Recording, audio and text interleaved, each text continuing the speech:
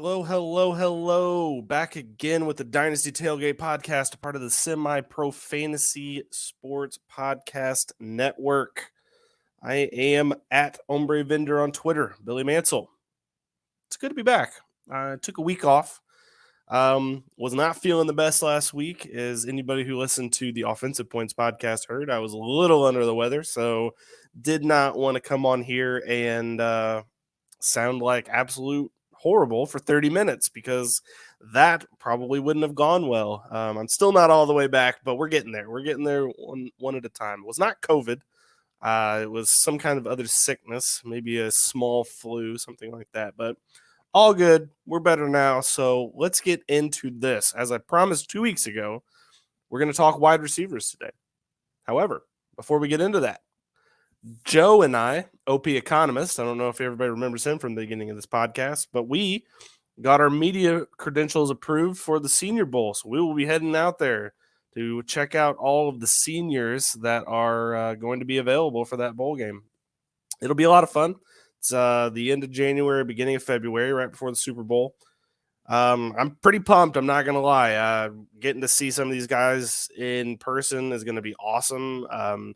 Some performances that show out at that Senior Bowl end up actually meaning something come draft time. I mean, Michael Carter was huge last Senior Bowl. And then you get to see crazy matchups like you get to see Baker Mayfield versus Josh Allen. You get to see all sorts of things that you wouldn't normally get to see. There's a ton of talent.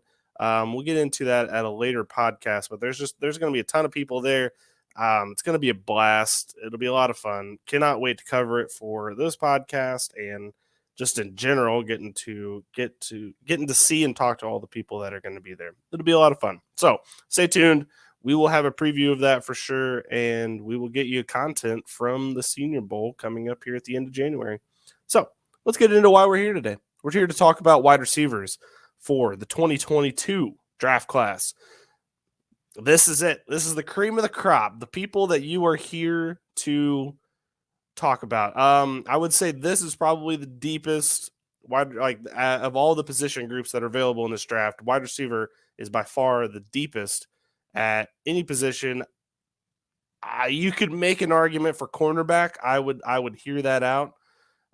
There's a lot of good cornerbacks in this draft. I cannot wait to get to some of them because man, they're going to be good, and I cannot wait to dive into seeing what all they were able to accomplish this year because there's so many good names, so many good cornerbacks, which is fun because that's what we need in this draft because there's so many good wide receivers out there as is. So, but no, we're here to talk about cornerbacks, here to talk about wide receivers. So let's get into it. Number one on the board, wide receiver 1, and this is probably my top player on the board. He's officially declared for the draft last week, and that is Garrett Wilson from Ohio State. So he's only 6 foot tall, 192 pounds. Stats-wise, 70 catches on the year, 15.1 yards per reception, 1,058 yards, and 12 touchdowns. So the good thing about Garrett Wilson is he is a surgical route runner. One of the best I've seen. He cooks the DB off the line. I mean, literally, like we're frying bacon over there. This man's like a chef. There's a hibachi up there, and that's Garrett Wilson. When he breaks off the line, his breakaway speed, you can't match that. And it's just the matter of his footwork is just A1. And for that reason, he is my wide receiver 1 because I think he's plug and play. Where it doesn't matter where he goes, he is going to immediately make an impact on whatever team he's going to. He's just that talented. You could make an argument for the height being a problem at 6 foot tall, but I don't think height is as big of a deal as it used to be. You'd want a big-bodied receiver that's got a lot of weight to throw around, that's pretty tall, that could, win all of these jump balls. That's not how Garrett Wilson beats you. He beats you by just breaking away from you. I mean, you're not going to be able to catch him once he gets away. And then he's just so slippery that cornerbacks have a tough time staying in front of him or even leveraging him to the outside to try to get an incompletion. It's just, I mean, the man's always open. And on top of that, he's got rushing ability as well. He can run out of the backfield. They've done Ohio State did that plenty this year where they would have him run from the backfield, and he scored, I think, a 70-yard touchdown, maybe a 60-yarder as well. He was always available to do anything, and for that reason, Garrett Wilson is wide receiver 1. I personally would not blame you if you took him over any of the running backs in this class. I really wouldn't.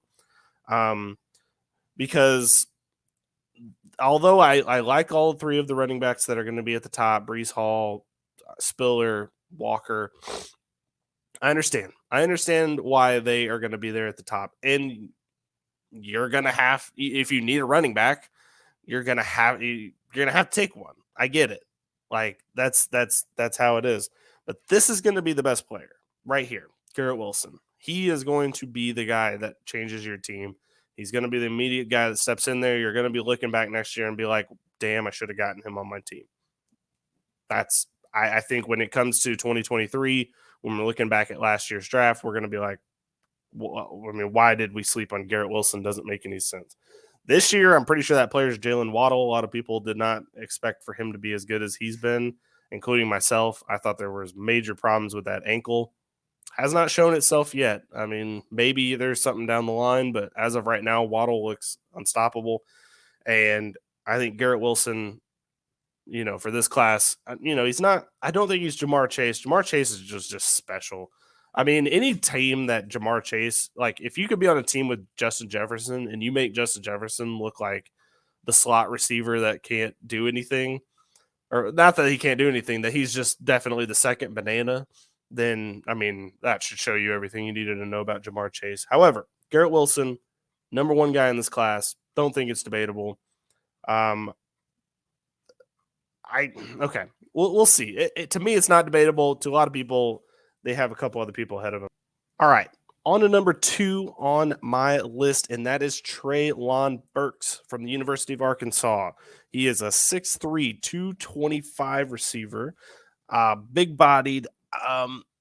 There was a couple games this year that KJ Jefferson, the quarterback for Arkansas, could not necessarily get him as involved as you would probably like. Our against Georgia comes to mind immediately.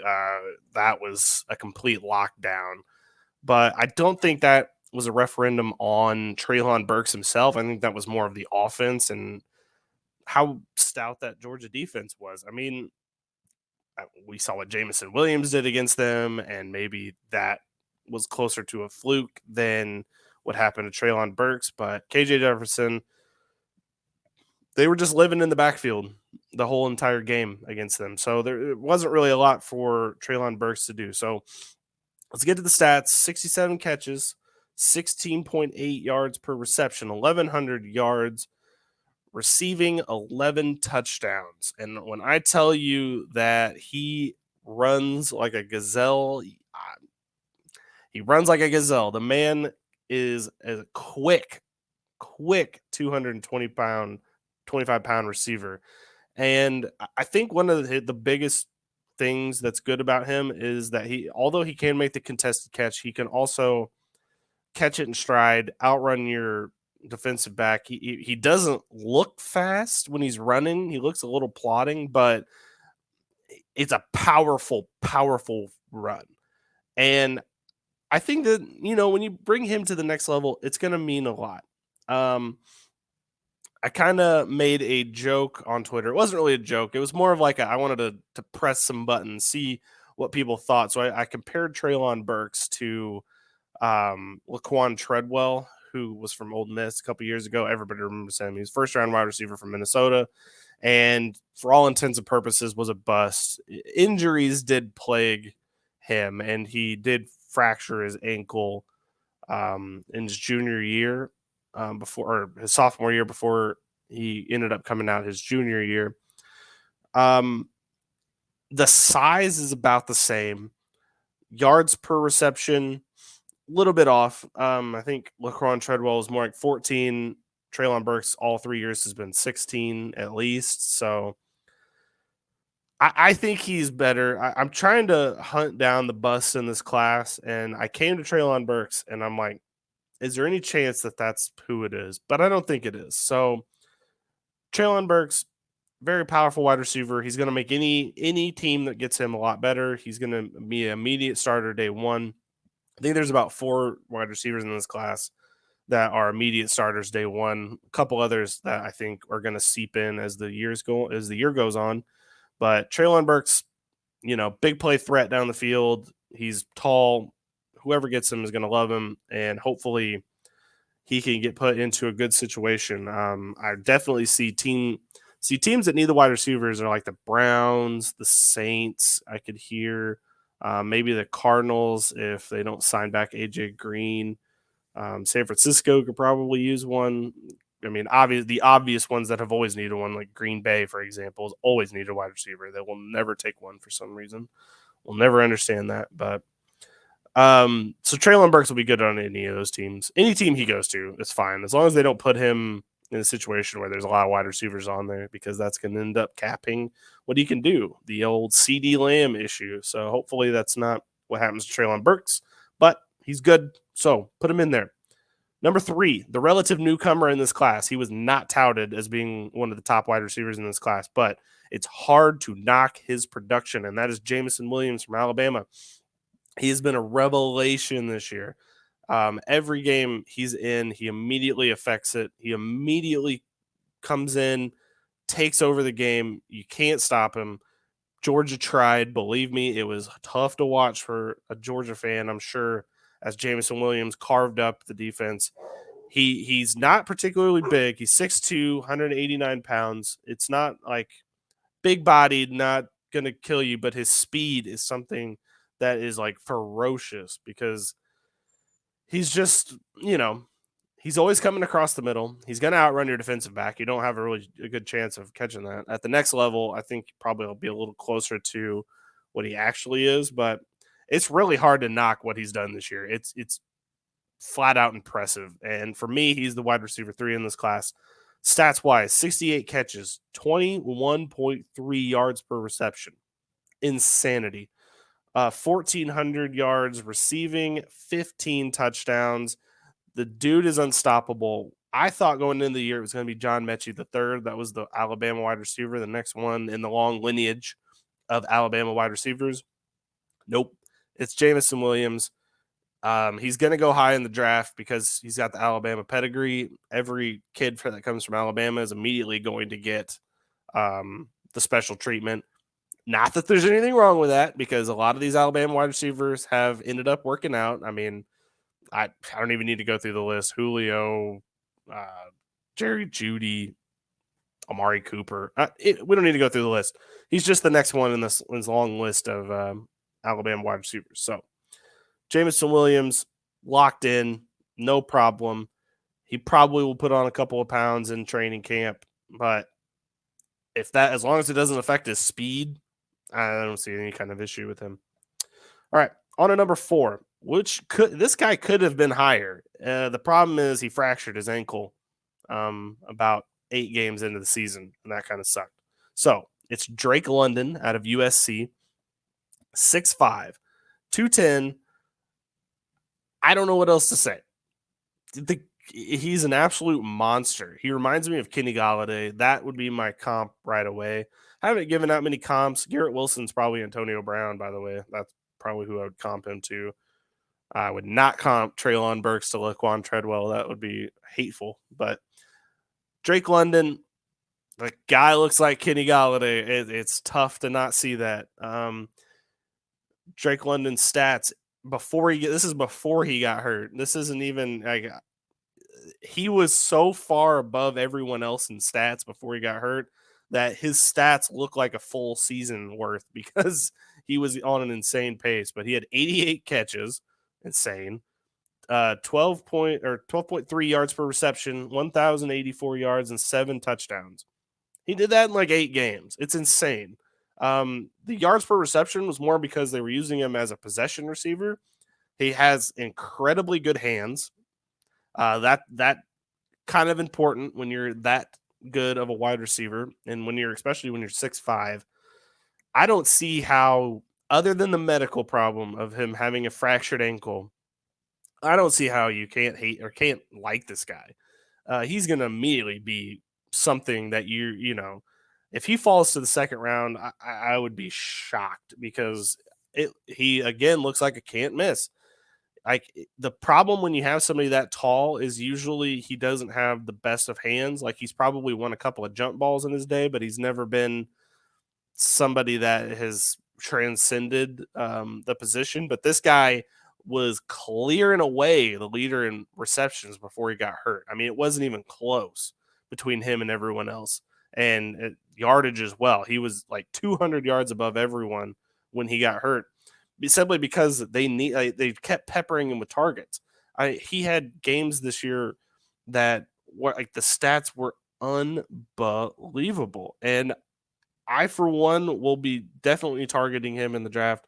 I think he's probably going to slip down a little bit because of the injury.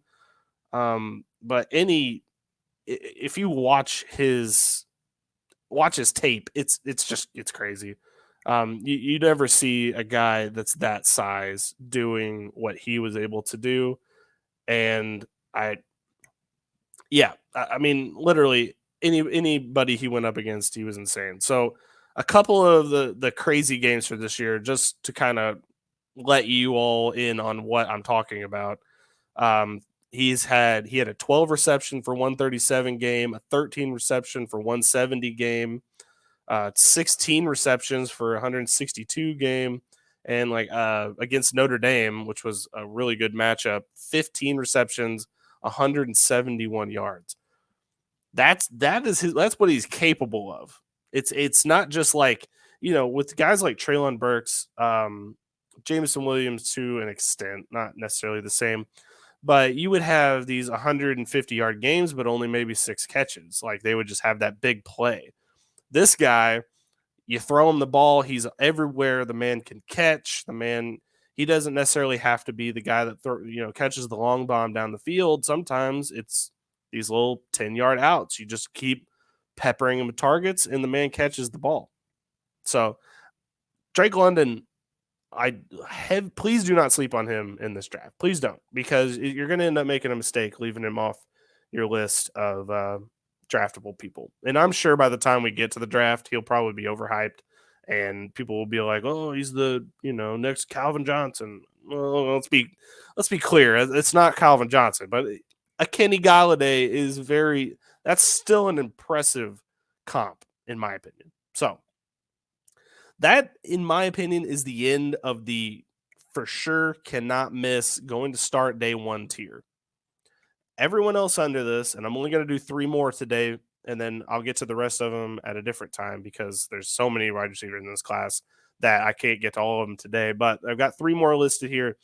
These guys I could see coming in and making an immediate impact, but not necessarily right away. Like a Amon-Ra St. Brown for the Detroit Lions had a really good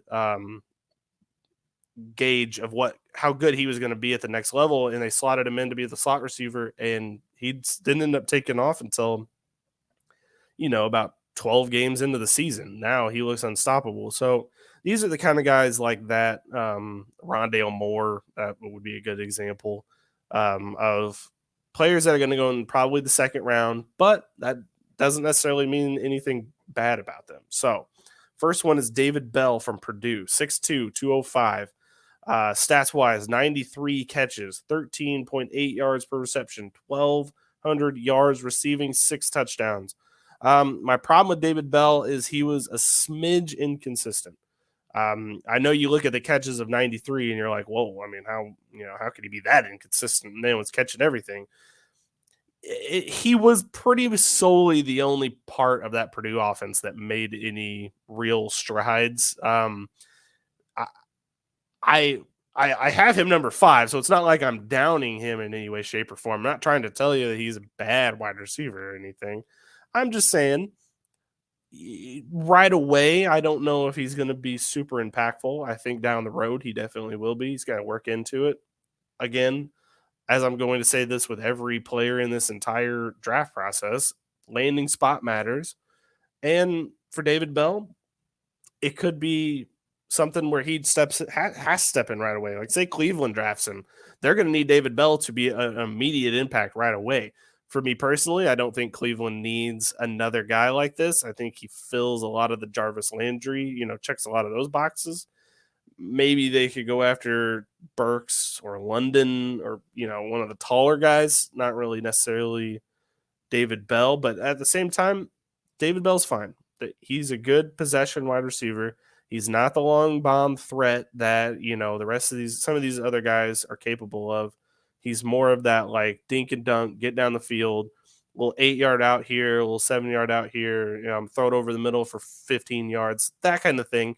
And that's fine. That's you need that kind of wide receiver on your team, and it's going to mean a lot for your PPR teams in Dynasty, and it's probably even redraft. I think David Bell would be redraftable. Probably not until late, but he, as far as Dynasty goes, second round for sure. Late second, probably. Landing spot could boost that up a little bit. I mean, if he gets, like I said, taken by Green Bay, for example, you're going to immediately be like, well, if you've got Aaron Rodgers throwing you the ball, given Aaron Rodgers goes back there, then yeah, that's probably going to be fine. All right, on to the most controversial player in this draft, in this wide receiver draft to me, because I think there's a lot of the past living in this guy's hype because I don't really see it as much as other people, and that's Chris Olave from Ohio State. He's a fine wide receiver. Fine wide receiver. My problem is people have him in the first round of the NFL draft. And okay, so let me just explain my problem with that. Garrett Wilson's better. He was a wide receiver 1 on that team pretty easily. I mean, you could make your argument for Jackson, Smith, and Jigba. I'd listen to it. That's fine. And Jigba's going to be probably the wide receiver 1 next draft, 2023. But when Garrett Wilson was out, because he had there was one game where he had a concussion, didn't play. Jackson Smith and Jigba was the guy. It was the Smith and Jigba show, and Olave was relegated to the wide receiver 2 role. And that's kind of my problem here is that how can I tell you to take a player on your team, potentially in the second round of your dynasty draft, that could not even become the wide receiver 2, 2 on his own team when he was playing? It was Garrett Wilson, it was Jackson Smith and Jigba, and then it was Chris Olave. And I'll tell you what, and this moment stuck with me the entire season, and if you've listened to this podcast long enough, you've heard me talk about it. The play in the damn Oregon game when they needed his ass to catch that touchdown. They needed it. And CJ Stroud threw him the ball in the back of the end zone. Instead of going for the catch, he went for the PI. I don't like that one bit. I really don't. I don't like when wide receivers would rather go and leverage the refs than try to catch the ball. If you go for the ball and you get interfered with, sure. But if you're not even trying to catch the ball, if you're just trying to draw contact to, it's like James Harden in the NBA. Like, no, nobody wants to watch that. It's not good football, in my opinion. I have small problems with him. I will also say there's 2 games this season where one, he didn't even get targeted. And then the other one, he only had 1 catch.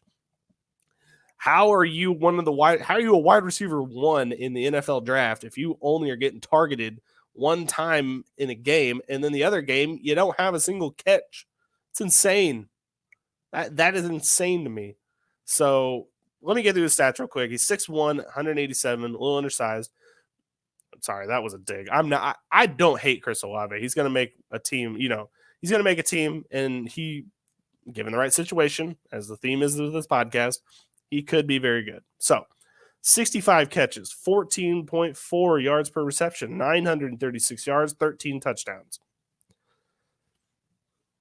Okay, those are solid numbers. I mean, they're not as good as some of the other guys on this list, but, when you're the wide receiver 3 on a team, given the 2 guys on the team are also wide receiver 1s of their, respective draft classes, maybe you're not, the third banana sometimes doesn't get fed. I mean, LSU had Chase, Jefferson, and Terrace Marshall on the team. You know, Terrace Marshall didn't get fed as much because the two guys ahead of him were, you know, two of the best receivers that are in the NFL today. So hopefully Terrace Marshall gets his run, but we'll get to that. However, Chris Olave, he's got plenty of chance to prove what he's worth, and I will not be believing in him going into the draft. I would prefer for him to prove me wrong because I hate finding busts, but this guy has bust written all over it to me. So moving on. Jahan Dotson for Penn State. This is the last one I got for today. Jahan Dotson, 5'11", 183 pounds. I mean, to say that he's undersized is an understatement, but 91 catches, 13 yards per reception, 1,182 yards, 12 touchdowns. He was literally the only thing Penn State had. Penn State was only good because Jahan Dotson was good. That's just the way it was. And anybody that watched any of those games understood pretty right away that if you couldn't get Jahan Dotson going, that Penn State offense wasn't going. It's just the way that it was. I don't know what else to say.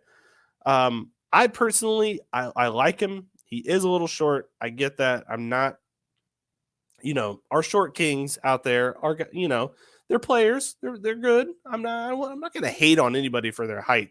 I'm a big Baker Mayfield person, and coming out, you basically think he was the shortest person ever because of how short he is. I will say this: I get frustrated as anybody when somebody, they bring up the height as him not being able to see over the O-line or whatever. I get it. I fine, but it's not always necessary commentary on every game when you're making fun of somebody's height. Not good.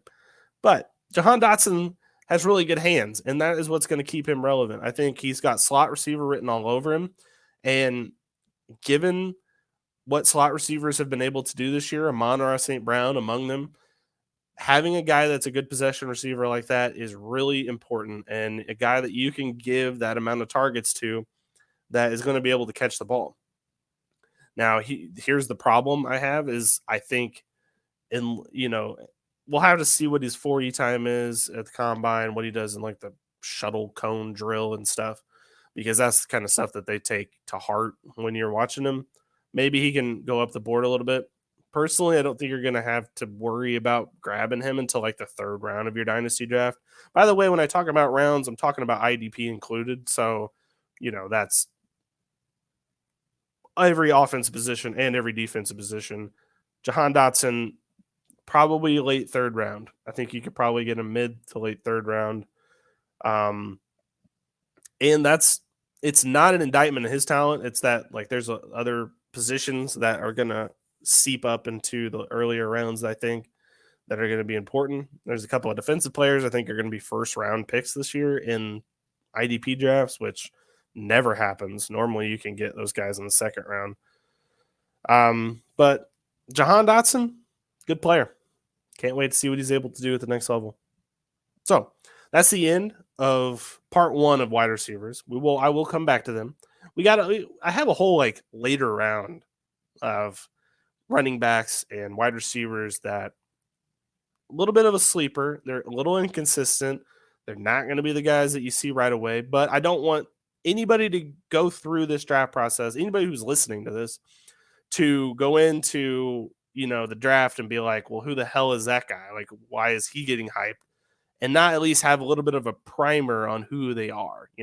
That's what we're doing here. We're just trying to make sure we're all on the same page, Like I'm not slinging secrets here. I'm just trying to make sure everybody's up in understanding what we're going to go through in this next couple months as draft approaches, because you're going to see the hot takes fly on social media. I've already started to see them. They're out there. Hot takes are flying. They're, like a breakfast restaurant, man. They're just serving them up. Like, order up, ding, ding. I get it. Everybody's going to have one. But as long as you know who the can't miss prospects are, and as long as you know the risk associated with the people later down, I think that we've done what we've planned to do with this podcast. If you're listening to this, we're just a tight circle here. We're all just, sharing notes, keeping on the same page. And as long as you are in that position, me too. I love to go into the draft with as much knowledge as possible. And I hope to share, and hopefully we can all just share notes and we can all be on the same page so that we can win our Dynasty leagues. So thank you for tuning in. This is the Dynasty Tailgate Podcast at Ombre Vendor on Twitter. If you want to come talk bowl games, we got plenty of them coming up. Playoff games are tomorrow. If you're listening to this on Thursday, I cannot wait to talk about those. We're going to talk about that a little bit next week. Next week, we're going to dive into tight ends. Not the best tight end class. However, tight ends are a big issue in today's NFL because there's a tough time finding the ones that matter. So we're going to try to find some diamonds in the rough because we've got to try to locate those next guys up because they're somewhat tough to find. So I will see you next week. Thank you for tuning in. Go watch some football. College football is in its prime right now. I'll see you next week.